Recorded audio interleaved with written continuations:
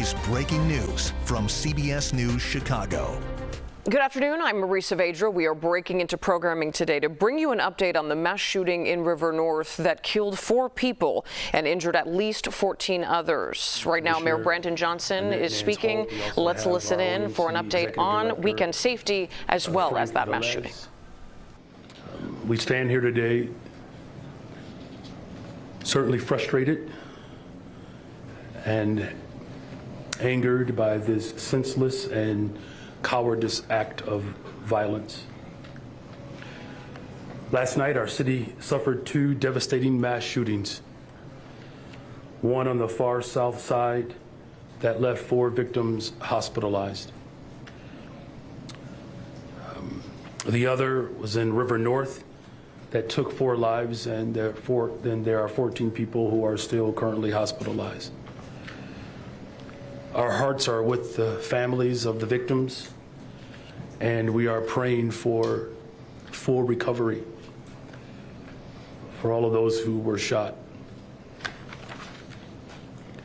Shootings like these are a tragic reminder of how far we still have to go as a city.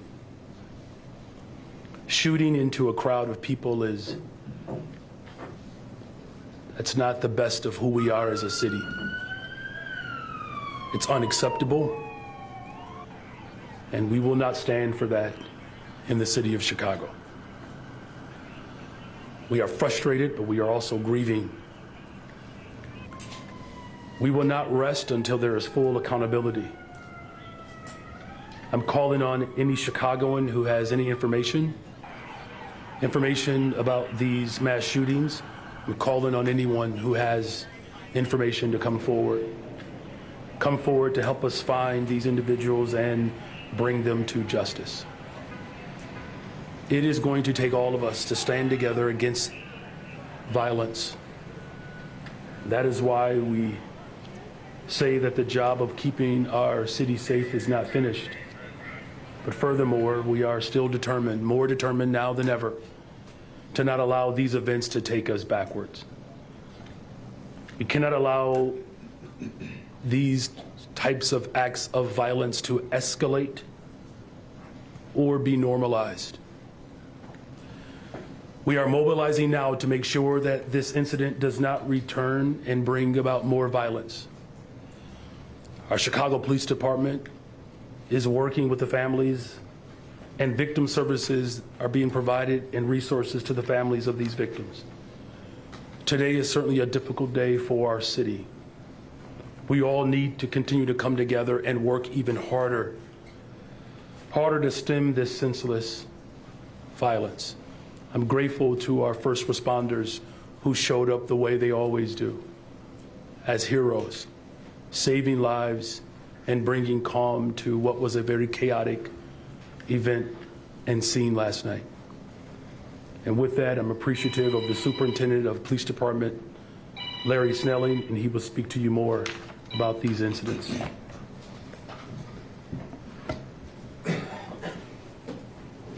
Thank you, Mayor, and good afternoon. First, let me just start by sending my condolences to the families of the 4 individuals who lost their lives last night and the 14 others who were injured by gunfire. When you have a mass shooting like this, it's always a brutal scene. The first thing I have to do is talk about the response and the response of our officers to that scene, that you can only imagine the level of chaos, rendering life-saving aid to those who were also injured, getting people to hospitals as quickly as possible. The first responders, the fire department that showed up, our paramedics that showed up to help out, to do whatever they could to save those who were injured and bleeding, to get them to the hospital for treatment. You know, last night's shooting, let's call it what it was deplorable and cowardly. You roll up to a location where we have an event going on, multiple people exited that venue, They were standing on the sidewalk when a vehicle pulled up. It was around 11 o'clock last night, and they opened fire on a crowd.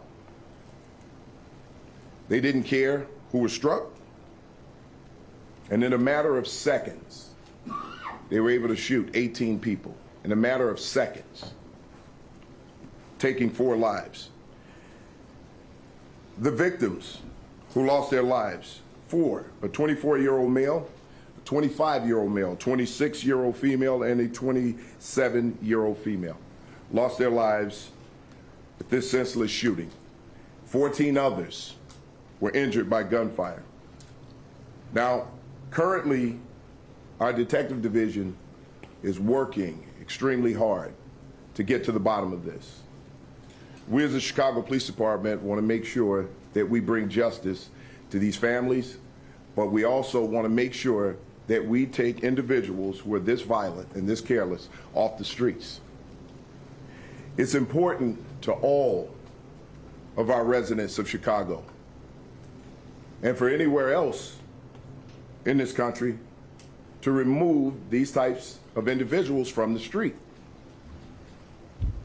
Look at how quickly and carelessly 4 lives were snuffed out, with the possibility of a total of 18. We have to do better. We have to hold people accountable. And we, as a society, have to hold people accountable. Wrong is wrong, and when we see it, we need to call it. So we ask anyone who has any information about this shooting, any information about the shooters, you can submit an anonymous tip at cpdtip.com. That's cpdtip.com. It's an anonymous tip that could help our detectives get to the bottom of this. The Office of Victim Services is responding to this shooting currently. They're out talking to the survivors. They're visiting the hospitals. And Victim Services will be available for not only the victims, but the families of the victims who have been harmed by this particular act. All the services are confidential and free. Anyone in need of crisis counseling and support can contact the Office of Victim Services by phone. The number is 312-745-6340. Again, the number is 312-745-6340, or you can email victimservices@chicagopolice.org. When we talk about gun violence, and this is something that we just talked about recently, it can affect anybody at any given time, innocent bystanders, those who are targeted and those who are not. These careless acts take lives, creates trauma, fear across our city. Keep one thing in mind, this was an isolated incident at that particular location. It was a space that was rented out for this particular event. As we move forward throughout the weekend, we know it's going to be above 90-degree weather throughout the weekend. We have the NASCAR event going on the 4th of July. And we know during this weekend on the 4th of July, every single year, people gather. They get together. We have to do this responsibly. If we see things going on out there that we know has the potential to lead to violence, we need to do everything that we can to report that. Report that to the police. You've heard it before. It sounds like a cliche, but if you see something, say something. It's important. Lives can depend on that. So what I can assure you is that the Chicago Police Department will be out in full force, making sure that we're keeping the city safe and protecting lives from one end of this city to the other. We will be out there to do the work that the Chicago Police Department has been doing to protect people and to keep everyone safe. With that, I'll now turn it over to Deputy Mayor Gary Gatewood.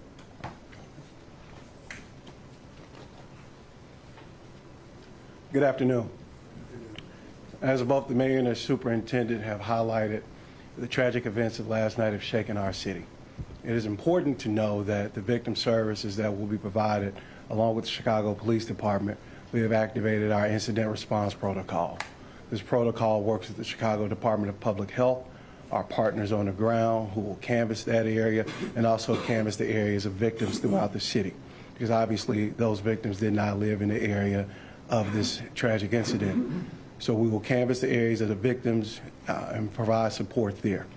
Additionally, we will be extending our hours of some of our street outreach partners so they can add additional support on the ground to help prevent violence throughout our city.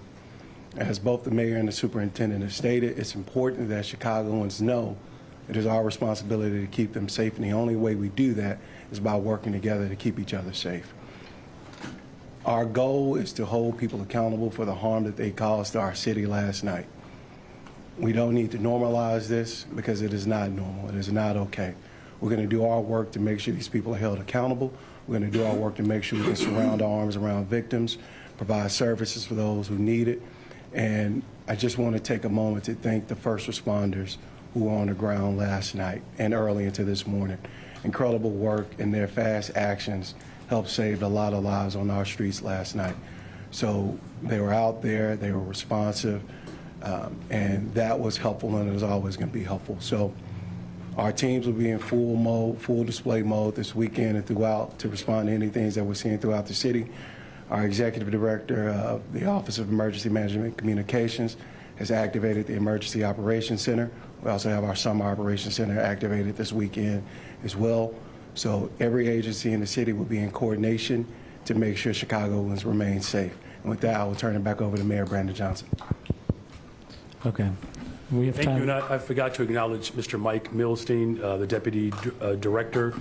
He also participates in supporting our victims. So we have the full force of government here today, but also throughout this weekend and beyond. So thank you, Mike, and thank you all for being here today. Okay, so we have time for one question. We'll start in the front here with Brandon. So over the years, I've spoken with hip-hop groups, promoters, venue owners, and they've all said the same thing about how difficult it is to throw these types of events, not just in Chicago, but nationwide. And maybe this is either the best or worst day to ask about this, but do you feel like the stigma surrounding these types of events are unfair? Does it outlaw hip-hop culture? But then also, was law enforcement aware of this event, and was there any increase in presence at the time? Well, the first thing, let me just say, violent individuals showed up to a scene and opened fire indiscriminately on people. That in and of itself is terror and an act of hate.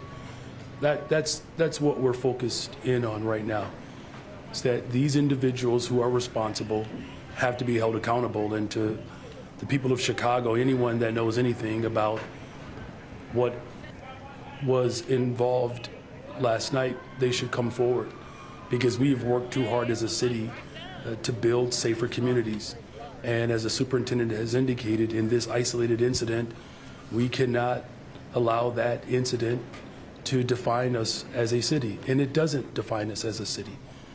As far as police presence and what was known, I'm going to defer to our superintendent on that one.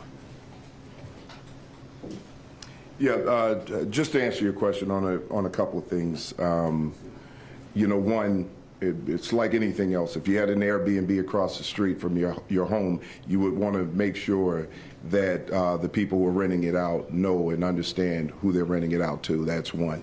I can't speak about the culture when it comes to this particular event. This was a private event.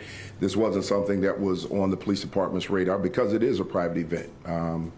You know, we respect the First Amendment, but at the same time, we as a police department need to make sure that if we have information that there's the possibility of something that could lead to violence, we'll be there.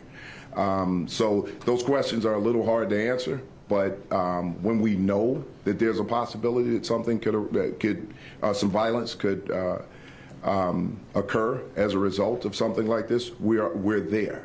And it's not just for those events. It could be for any particular event where we have prior intel.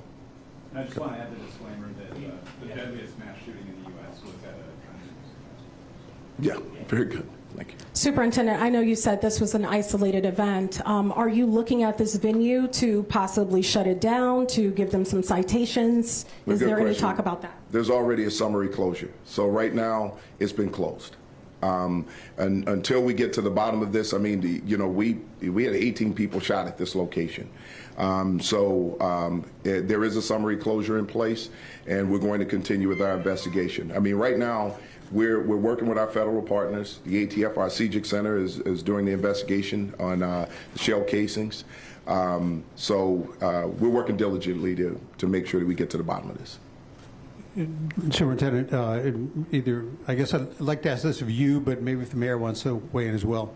Can you speak to the overall holiday weekend safety plan, and in light of what happened, will there be extra attention paid to downtown or any other particular areas of the city just to make sure things are safe? So here's what we're doing. We're distributing our focus on violence across the city evenly.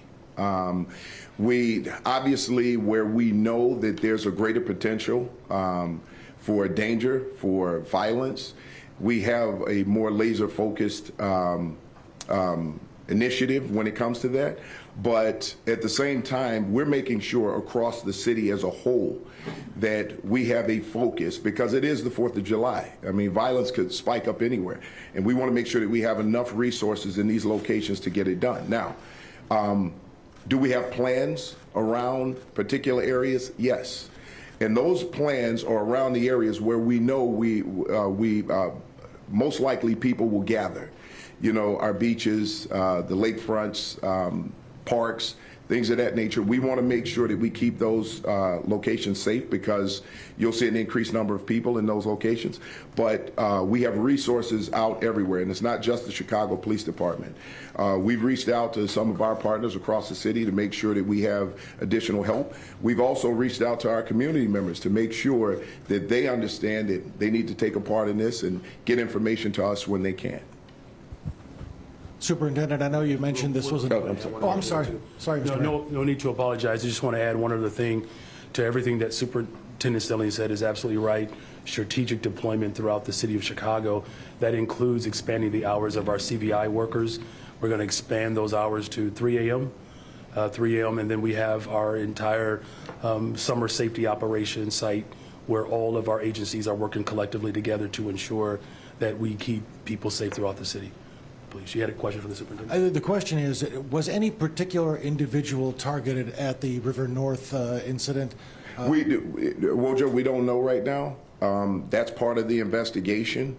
Clearly, the group, there was some target, some way. This wasn't some random shooting where someone just decided that they were going to shoot at this particular group of people. Obviously, there's a motive there, but we don't know exactly what that motive was. But it is safe to say that this venue was targeted. And can you give us a little bit of the narrative on the other mass shooting incident? We haven't really talked much about that one. Well, right now, we've got limited information on that. It looks like that, you just had a group of people, not a very large group of people, who were out, and we had some individuals walk up on foot and fire shots at these individuals. So that's still under investigation also. Thanks, sir.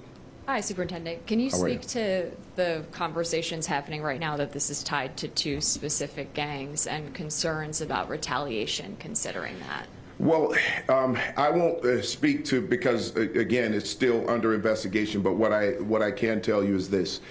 There's coordination. Not only coordination with our local partners here, but also our federal partners when it comes to the possibility of this being some kind of gang conflict, things of that nature. But we're also making sure that anything that we uncover and there's a possibility of retaliation, we would have an idea of where that retaliation could occur, and we would put resources in place to prevent that. Thank you. Hi, Superintendent. Hey, how are you, Heather? With the Illinois or with the United States House on the verge of approving the reconciliation bill that includes $45 billion more for immigration and customs enforcement, has the Chicago Police Department changed its approach to working with federal agents, now seeing that the federal government is not just targeting those with criminal records, but everyone who is essentially not a citizen?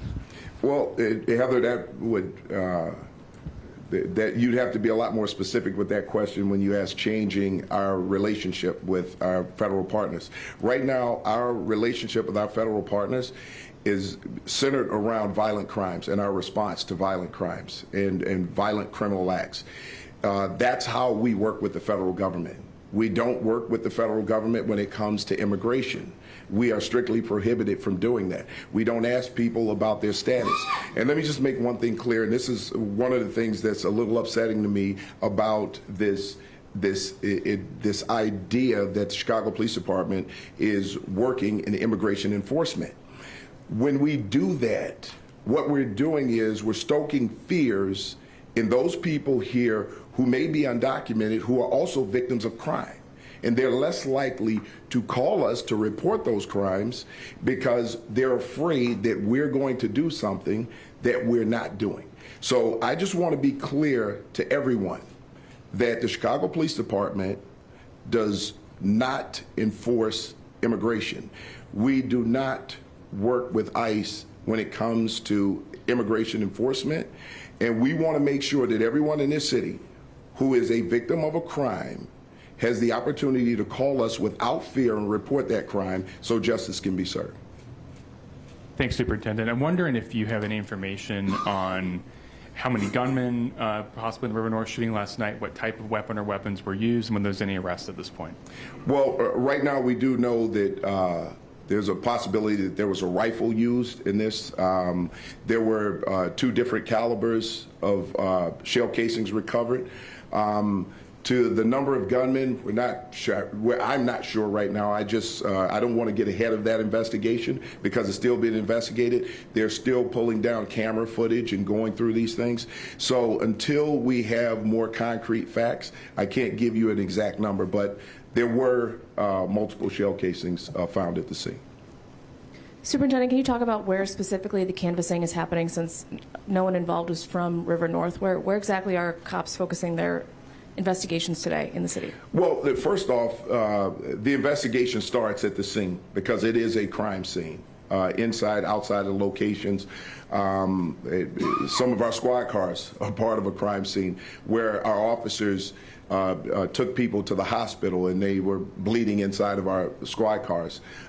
This is the kind of chaos that we deal with on a daily basis and the work that police officers do. But at the same time, as we gather more and more and more information, we will then know where to put those resources. Right now, it's still early in the investigation, so it's hard to say exactly where everything is going to be. So once we get a little deeper in the investigation, talk to more witnesses, talk to the victims, start to get statements, we'll have a better idea of where we're going to deploy people. Hi, Superintendent. This is also possibly for the mayor, if he would like to comment as well. Alderman Riley is calling for artists' business license to be revoked.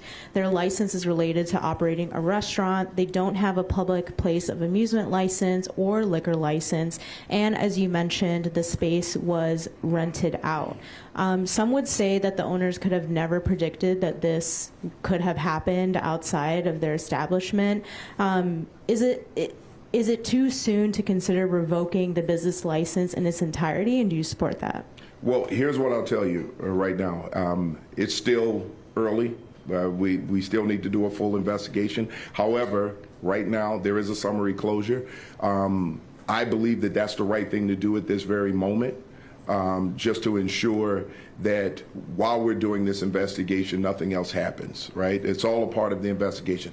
The other part of that, I'll allow the mayor to talk a little bit. Thank you for that question. What we do know about this business and this establishment, this was a business that, quite frankly, was a restaurant that was a safe space, in particular for the LGBTQ+ community. In fact, if I understand their structure, this was one of those bring your own, if you will, establishments. So, do we have an opportunity to look more strategically around how venues are rented out? Of course, we're always going to look towards finding ways in which we can ensure safety in all of our establishments. But I want to be absolutely clear that this was not a club, it was a restaurant. The owners have demonstrated a great deal of thoughtfulness around just their business plan and ideal and its motivation. And as a body of government, it's always useful for us to figure out ways in which we can innovate, retool, or reconsider our approach to make sure that we do everything in our power to eliminate these type of incidents from occurring. Thank you for that question. Thank you.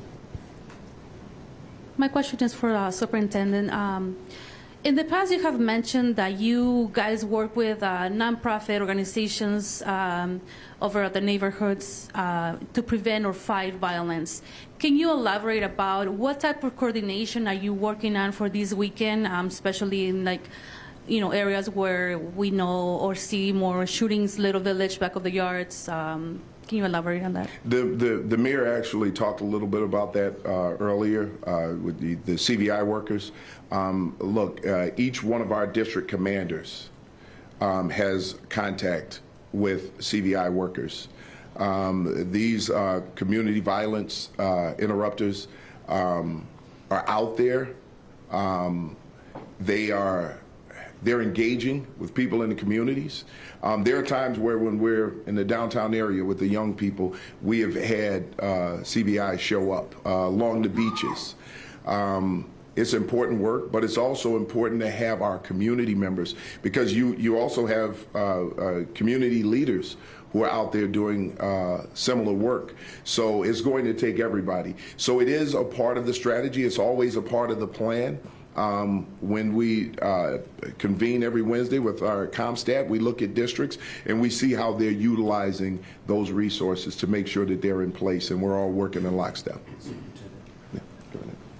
I'm going to bring our deputy mayor up to talk a little bit more specifically around even some of the community-based organizations. But to the superintendent's point, it's not just policing. It's going to take all of us to ensure that we continue to build on creating safe spaces in communities throughout the city of Chicago. Policing alone is not going to get us there.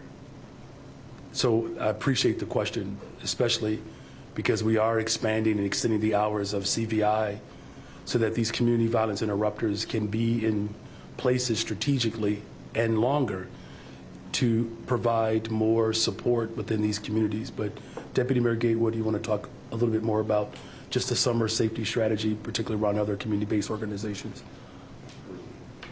Thank you. Just to add a bit more onto it, both the superintendent and mayor were spot on again. We have begun this work some time ago, but ultimately we just had a conference call yesterday with a lot of our lead CVI organizations in the Chicago Police Department to map out where those deployments will be this weekend, where folks can be beneficial and helpful.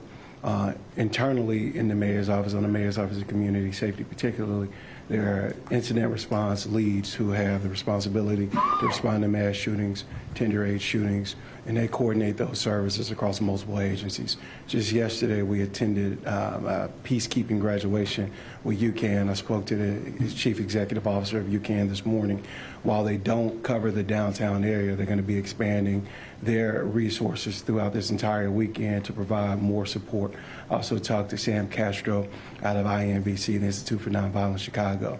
I've asked him to help coordinate along with Elvis Ortega from our team internally what that response will be with our community violence interrupters throughout the entire city. Again, as the mayor mentioned, those hours are extended, but also the hours are extended with our victim services partners. We also activated a few safe spaces throughout this weekend too. Late night basketball, which will bring in over 100 young folks in each of those locations around the city to create those safe spaces, while also making sure we have the resources necessary with our police department, our fire department, the Office of Emergency and Management Communications, so they can continue to do the work that they do, so we can try to help continue to lighten the load on their backs. You will see all of us out throughout the weekend. He's not on camera, but everybody in the world knows Glenn Brooks, so everybody will see all of us out this weekend trying to make sure we're doing everything we can to keep the city safe.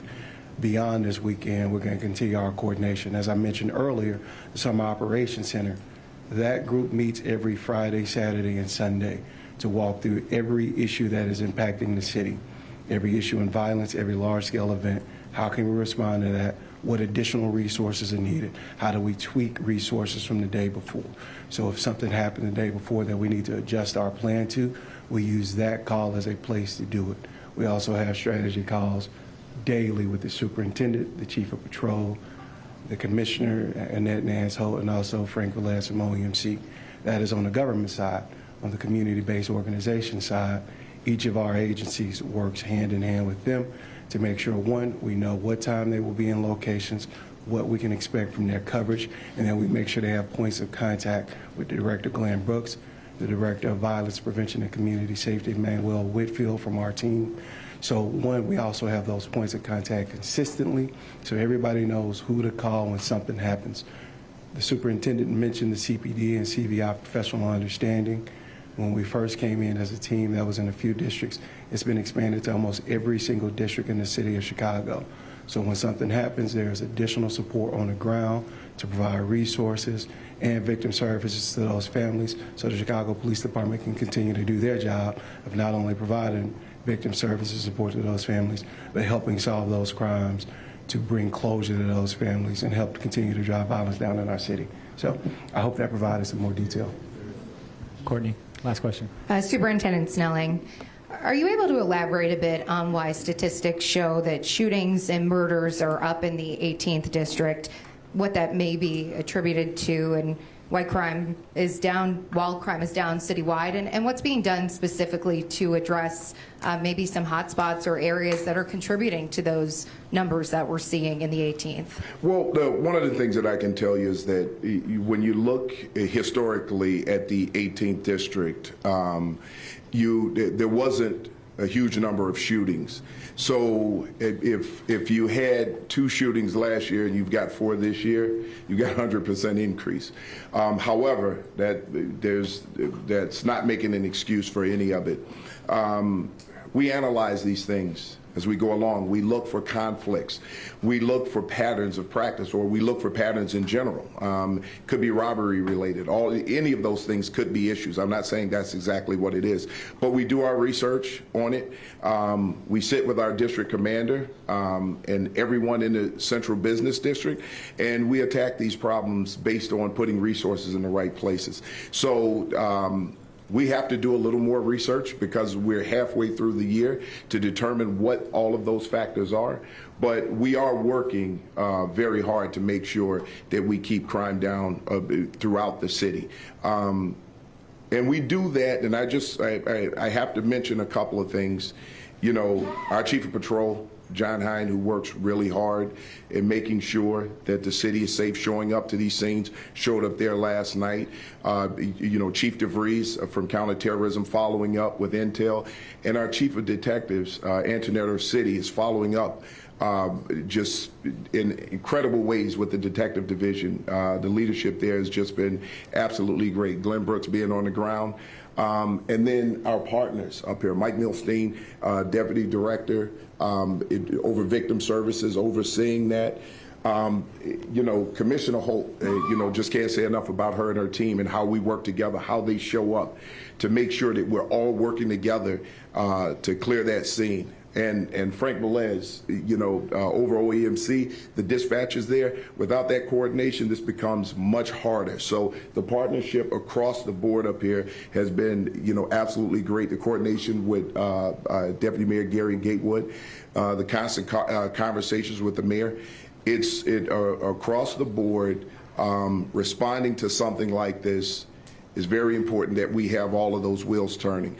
But if I did not mention the initial response by our officers and by fire, I couldn't walk away from here without mentioning them, the boots on the ground, those officers who showed up and witnessed all of this trauma and responded, getting people to hospitals, using their Lee-Mark kits to stop people from bleeding out. It's just great work being done by the men and women of the Chicago Police Department, boots on the ground, just amazing stuff from the fire department, and we're going to continue to do this. And I just believe things are trending in the right direction. Last night was a terrible, terrible, terrible thing that occurred, but we're going to continue to fight to keep those things down. Superintendent, can I ask you a question just for my colleague Michelle Garrido, who couldn't make it here? Can you address some of the talk on the street that perhaps this was a retaliation shooting, that some of the folks who were shot had been making fun of someone else who was shot and killed on 87th just a couple of days ago? Well, Craig, I like the way you stole that question, but just real quick right now, I can't confirm or deny that right now. We are continuing to gather facts about this, and the more information we have, because I don't ever want to stand up here and give you information that we can't prove concretely. Right now, everybody's working across the districts, across bureaus, and we're going to make sure that we get to the bottom of this. And as soon as we have some facts that we can hang our hats on, we'll get you that information. But you're looking into it. Absolutely, absolutely. We look into every possibility that where we can solve a crime. So yes. Thank you. Okay. Thank you. Just want to make sure that thank you, Superintendent. Thank you again, Superintendent Snelling, for your leadership, Commissioner Annette Nance Holt, our Executive Director Velez, Mike and Gary, and thank you both. Just want to remind people again this weekend, I want people to enjoy the city of Chicago. You know, this tragedy that we are working through today, again, this does not define us as a city. This is still the top destination for people around the globe, but I need people to come together as a city to show up for one another in order for us to continue to drive violence down in the city of Chicago and to prevent incidences like this from occurring. If you know something, you see something, you got to say something, you got to come forward. Our police department and our fire department has done an exceptional job. They cannot do it alone. It's going to take all of us. I'm counting on you, Chicago. Happy 4th, you all. Thank you. You've been listening in to Mayor Brandon Johnson and Police Superintendent Larry Snelling talking about the mass shooting in River North this weekend, calling for people to send in tips as they work to solve that case, as well as the mayor saying that the violence was unacceptable and something that the city of Chicago will not stand for. You also heard them both talking about safety plans for this upcoming holiday weekend. We will have full coverage of both issues all day on our streaming platforms here on CBS News Chicago and on our newscast starting at 4 o'clock. For now, we send you back to regular programming.